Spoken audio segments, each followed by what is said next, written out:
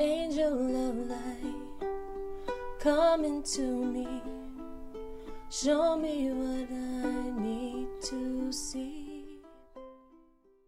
Welcome to the Small Victories Podcast. I'm your host, Pauline Victoria, an inspirational thought leader that offers transformational perspectives based on my unique experiences as a woman born without arms and legs.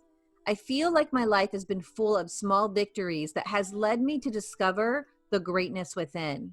I believe that there is no summit upon which we reach our greatness. I believe it is a culmination of small victories achieved moment by moment when we turn toward the inward battle where we get to choose despair or hope, misery or miracles, defeat or victory.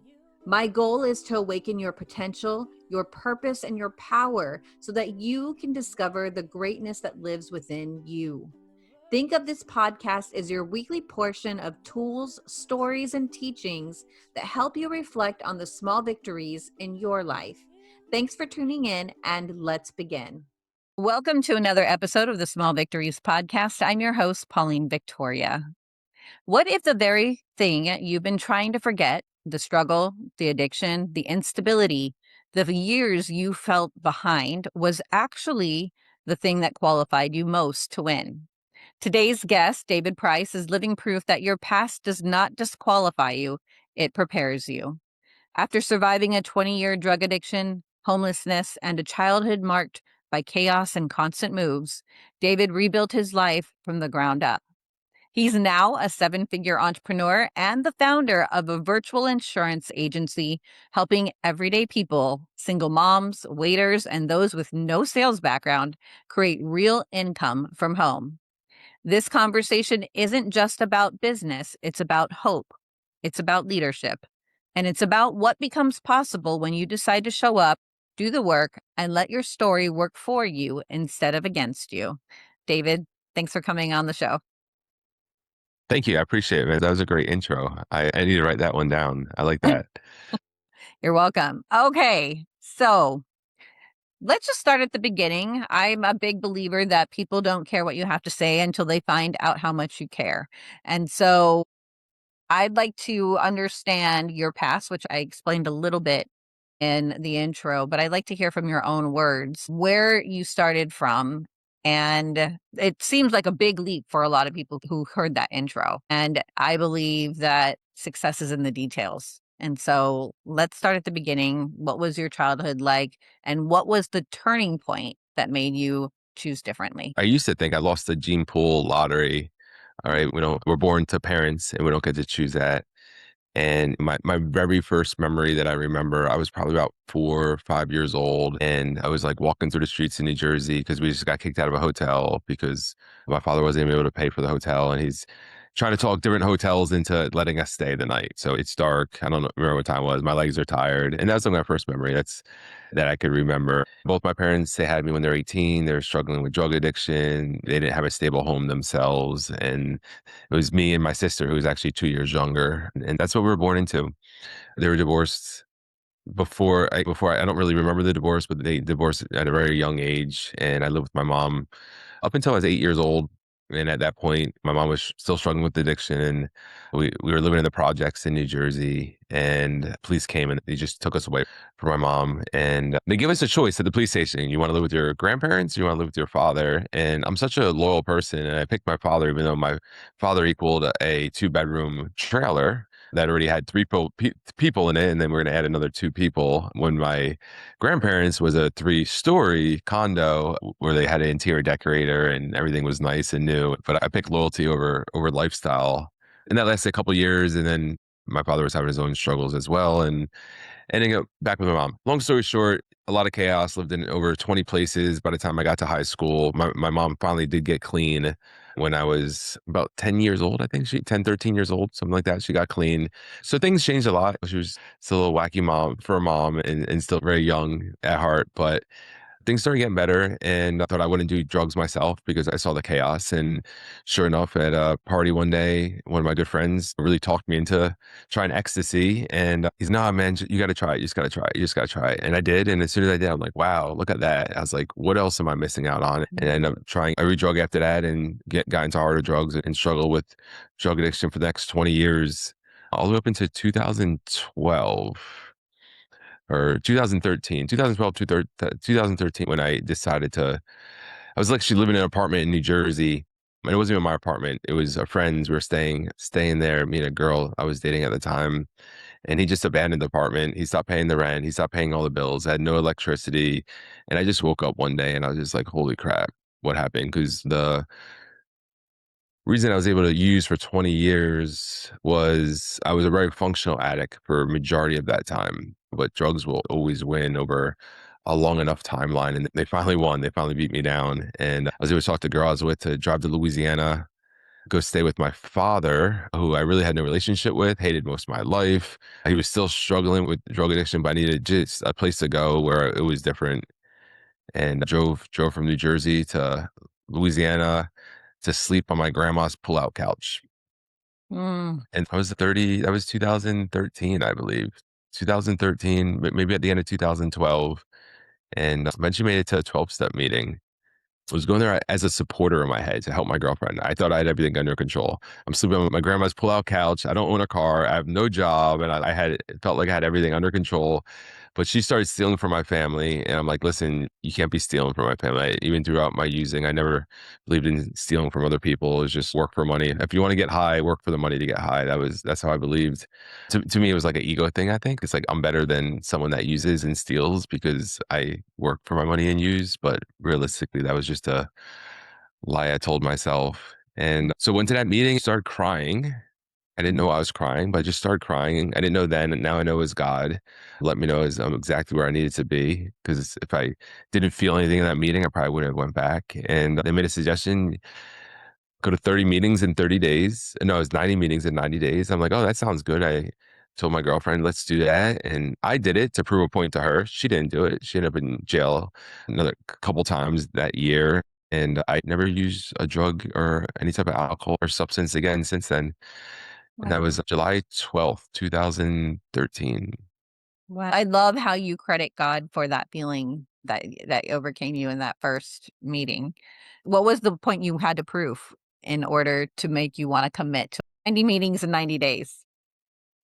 Yeah, so I'm a stubborn person. And so it was just like to tell my girlfriend, like, hey, listen, we should do 90 meetings in 90 days and then prove, like, basically, I'm going to do it too to make her do it. That was the thing. Let me prove it to her. But to me, it was my mom got clean in a 12-step program. And I've been the child in 12-step programs. And I have friends that have been 20, 30 years that were big parts of 12-step programs because I just grew up in that when my mom got clean. Been in meetings, been at functions, events. And I knew about that the whole time I was using. But to me, like, it was like they're weak-minded and they need that. I don't. The ego keeps us in these places, whether it's with drugs or whether it's just with money, relationships. Like, this ego keeps us in this place. And a lot of times people talk about ego where it's, oh, I'm better than you, or he thinks they're better than you. But like, I look at ego as like no ability to ask for help, like no ability to learn. Like, to me, like, ego is Right. like your cup's full. And that's how I was like, these people can't help me. Told her, I was like, maybe those people could help you, right? Because again, there's nothing they're going to do to help me. I already know what I'm supposed to do, right? So that's my thought process, and that's my thinking. So when I did the 90 meetings in 90 days, right? So like, to me, it was like God was like, all right, this guy's stubborn as frick. So how am I going to get him in this room? And then how am I going to get him to stay in this room long enough to hear some stuff that he understands so he can take the next action, right? Because a lot of times what we do is we'll take the first action, but maybe we don't hang around long enough to take that second action that we have to take to start seeing success, right? So the first action was being there, making the commitment to 90 meetings in 90 days. But then I started listening to people. And I remember this one girl, she lost her, I think it was her mother. And she had like a year clean. I'm like, dude, she lost her mom. She's definitely using. That's just what you do. That's just normal. That's what you do. And she didn't. I was like, well, she didn't use. Like, why didn't she use? Like, I don't understand. She only has a year clean. Why wouldn't she just use? She just lost her mom. And I'm like, wow, okay. So like, okay, I guess you don't have to use because you lost somebody close to you. And then just hear people say, listen, if you want to learn how to stay clean, just do what people that stay clean do. And I was like, oh, okay, that makes sense too, right? But I had to be there to listen to these things and for them to make sense. And then clear headed as well, right? So a lot of times people will come to that first 12 step meeting and they're not all there yet. They're still either under on some kind of substance or just maybe just not sleeping right yet, or just they're just not fully there. So they're just not bringing they're not getting everything they need to be getting, right? So this, you got to be there long enough. And like all this stuff I'm talking about, right? It's like all these principles and everything I talk about, it was like, wow, I just took that into like my like personal life and my business life. And then that's when that started doing well. And it took some time to like transfer. It actually took a Tony Robbins audio that I listened to. So I was listening to Tony Robbins. I used to listen to a lot of 12-step speakers. So I'd walk around and listen to them in like my headphones and stuff.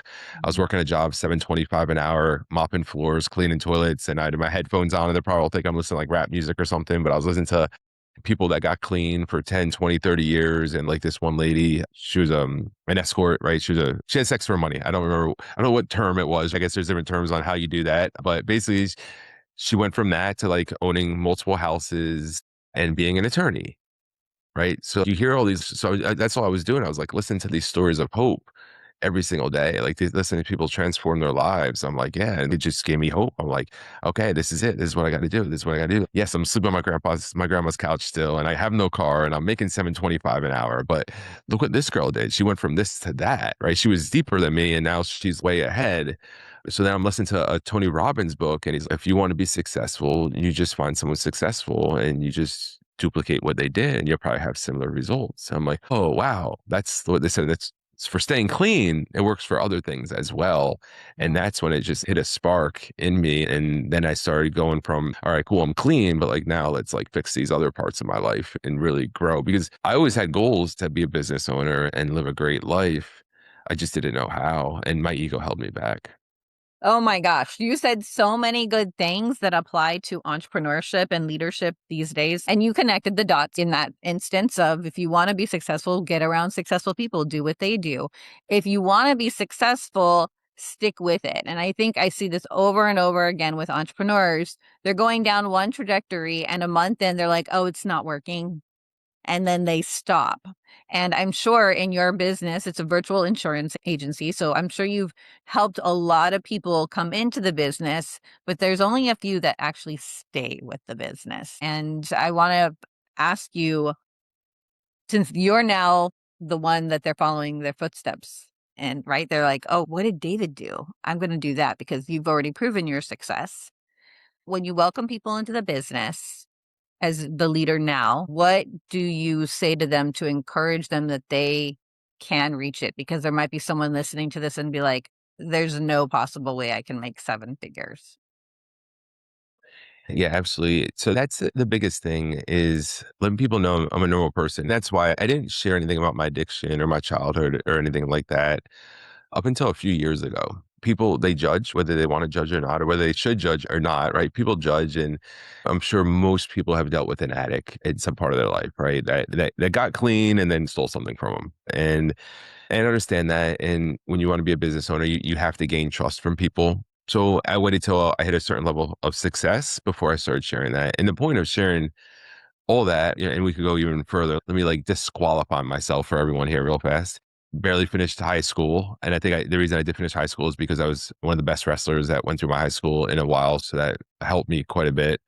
I went to college online for 2 years. I'm 1 degree short of an associate's degree. And so I'm a online college dropout.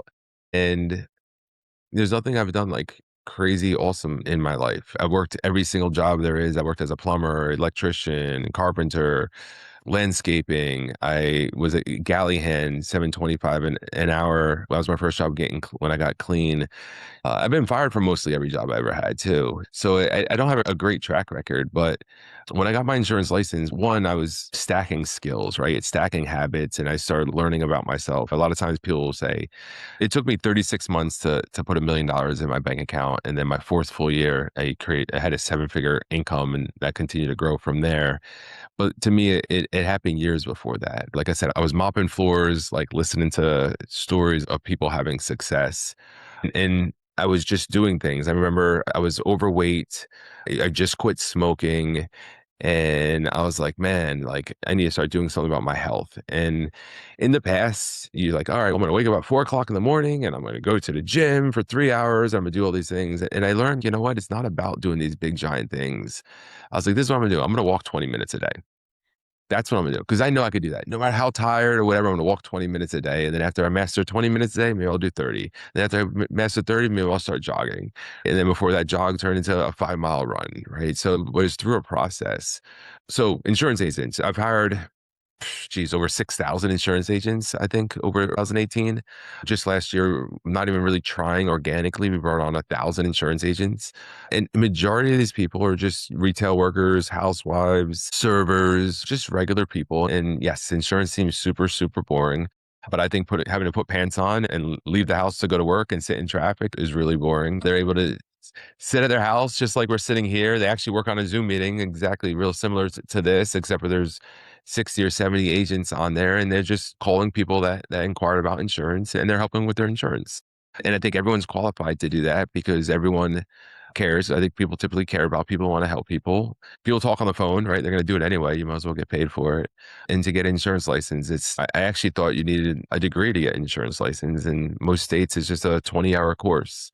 So it's very easy to do and you can work wherever you want. You could be out of the country. We have agents that literally live in other countries. They're US residents, but they live in other countries and they work and they sell in the US on the phone. So it's definitely something that anyone can do. But like I said, I hired over 6,000 agents and majority of people will not do the little things that they're supposed to do. And it's crazy. And this will fit into almost any business. Actually, I did a call today and we're talking about how 80% of people fail at business. When they start a business, 80% of people fail. And I don't think they really fail. I just think they completely underestimate the amount of activity they need to do to be successful. And I see that because I deal with so many people. And if you start a business and you think you're going to work 9 to 5 days a week, to me, you're crazy if you think that's going to be how you're going to be successful, right? Too many times I'll hear people say they're having money problems, but they're not working,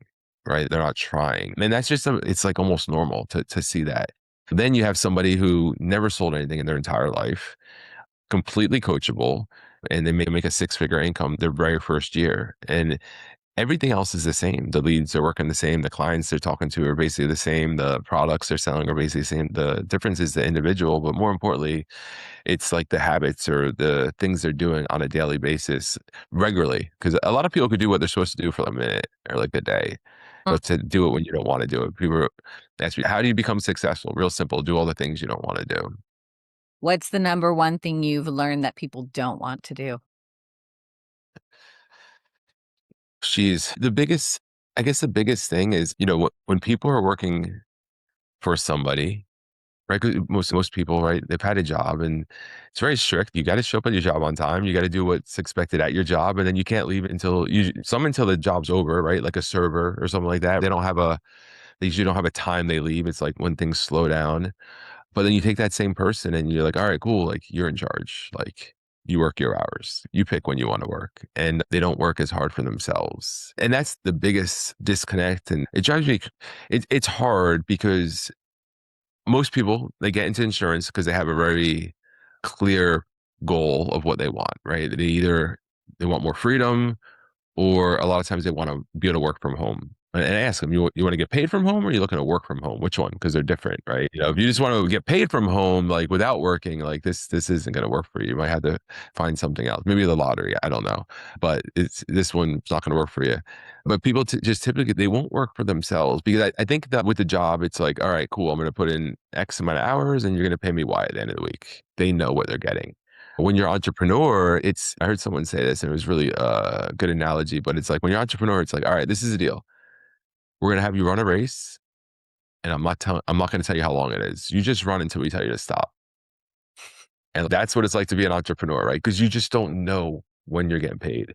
You don't know when success is going to hit. And it's like insurance sales or just sales in general. I think people, they can talk, right? So they automatically think they could sell because they could talk and they're not trying to learn. But if I was like, I'm going to go learn a language, if I'm going to Brazil and I don't speak the language, like I know I don't speak the language. Like I know I don't.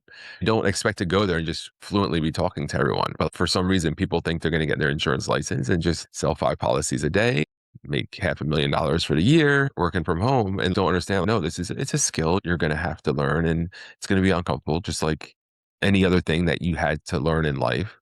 And you had to put the time in. And the more time and effort you put in, the faster you see the results. I like to get results fast. So I work like every single day in my first year because I wanted to get to that spot to where I was having success. Because to me, like before that, it's uncomfortable, right? It's like I think about like success as a destination. So let's just think you're in Hawaii, right? So that's perfect. I'm in Puerto Rico, you're in Hawaii. So we can't be in the US and be any further apart, I don't think. Yeah. Think about it as far away as you could be. So if it's like, all right, cool, I'm going to take a trip and I'm going to Hawaii.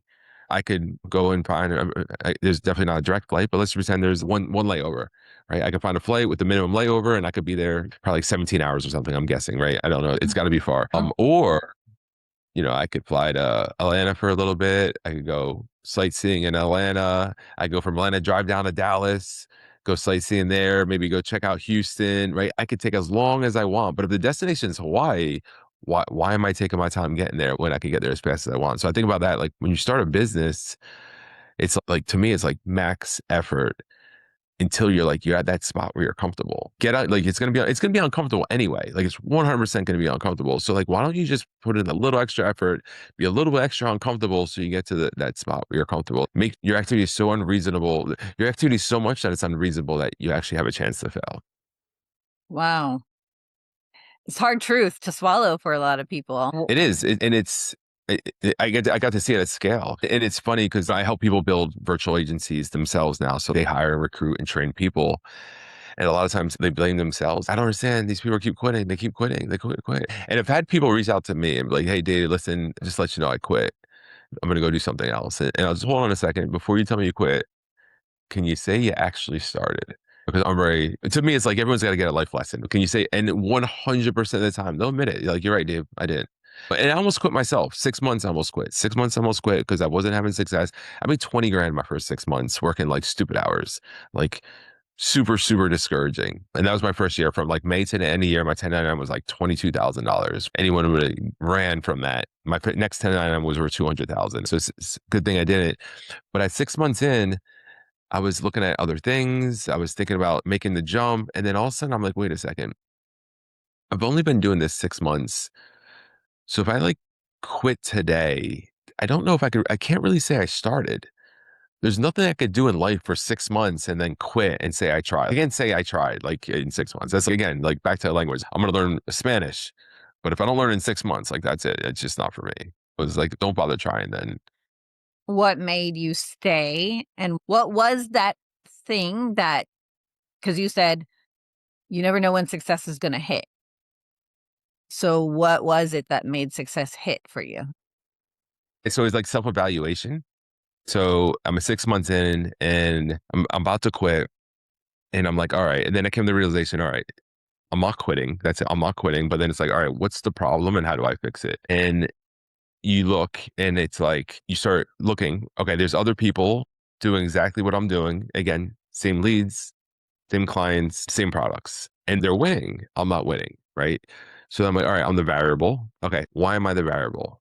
And then it comes down to typically the same thing every time. I think for most people, it's the mindset. I was like, my mindset's not right because I am blaming it on the leads. I'm blaming it that I'm not working in the right neighborhoods. I'm blaming it on I'm just not at the right company. Like I'm blaming it on all these like outside things that I can't change. Yet other people are still doing well with the same stuff. So really it's me and is my attitude. So I was like, all right, so I got to fix my mindset first. And I made a deal that day with myself. And I was like, all right, the second I wake up, I'm going to stream YouTube on my TV of like motivational stuff. Right. And then after a while, YouTube just knew my stuff. So it'd be like Eric Thomas, Grant Cardone, just basically whatever is going to, the second I wake up, like it's just hype. Right. Because in sales, like you get beat up sometimes the day before. And I had to leave that all yesterday. And I had to make sure when I left the house, I was like at the peak state.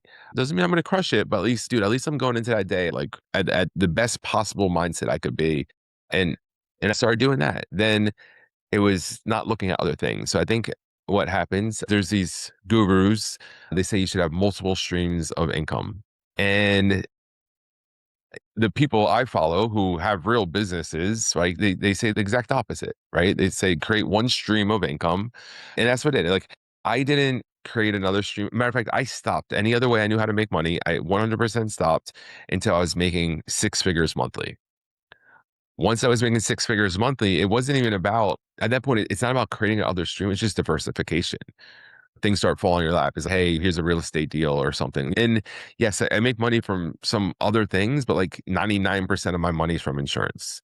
The other stuff is, again, just being diversified because, you want to invest that money. You don't want to put that money in your bank account, right? You want to invest it. So you have a choice. You can invest in the stock market or you can invest it in your own companies and own things or do both, obviously. So that's the thing. So most people that I know they made it with one thing and then was able to put that on autopilot too. That's the other thing too, is if you're going to diversify, are you still involved in your day to day on your business? Like me, I can go to Hawaii for a few months and take some time off. My business will still operate, right? So you don't want to split your attention if your attention needs to be on that main business.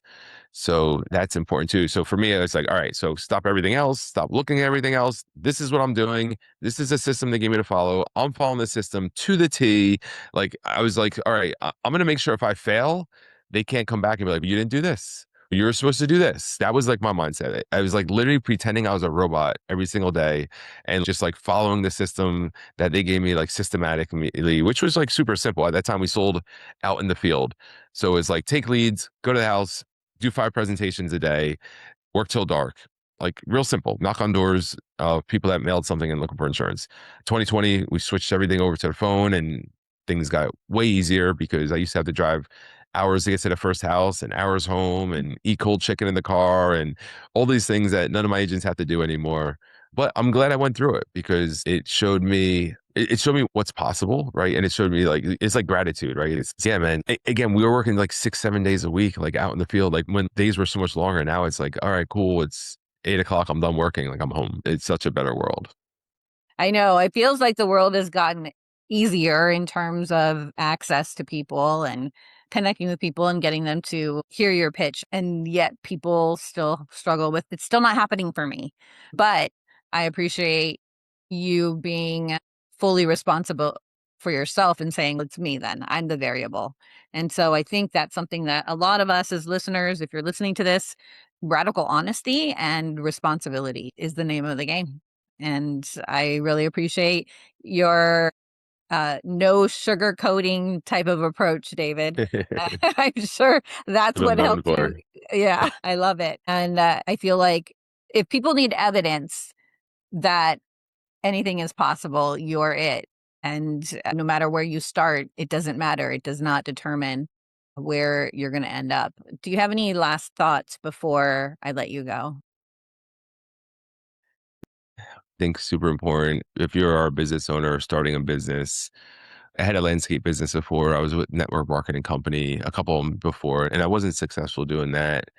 It wasn't until I learned that leads, like talking to people, like is the biggest thing, right? For example, I'll tell you like how I failed in a landscape business to give a lesson for somebody. I didn't have a lot of grasses to cut because I just got started. I had to put an ad in the phone book, right? Back then, I thought you put an ad in the phone book and people just call you all day long and your business blows up. And I think I might have got a couple calls a year from the phone book. So that didn't work like I expected, but I was able to get some clients, but I never had a full days of work, right? I cut a few lawns and I would just go home.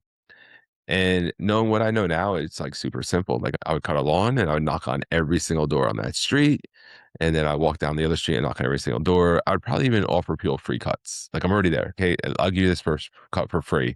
If you like me, you can use me. If not, just take it a free cut. And that would be my whole day. That would be my whole day is talking to people. So if you're selling something, you have a service, it's like, you got to figure out how to talk to as many people as you can every single day. So same thing with when I was at network marketing company, they taught us like post on Facebook and wait till people comment and come to us. I would have been DMing 100 people every single day. And like, that's what business looks like. And if you want to be successful, it's like that. And I'm not a fan of cold knocking on doors or cold DMing people. And we don't do that in our insurance business, but we also have a paid marketing system where we have about 7,000 people reach out to us every single month looking for insurance, right? So it's we're able to funnel those leads to the agents. But again, without that, so it's if you don't have that, then you have to go cold door knock, you have to DM, you have to call, like you have to figure out whatever that is, because if you're just going to wait for clients or customers to come to you, you might starve. We don't want to starve. I don't want you to starve. You might starve.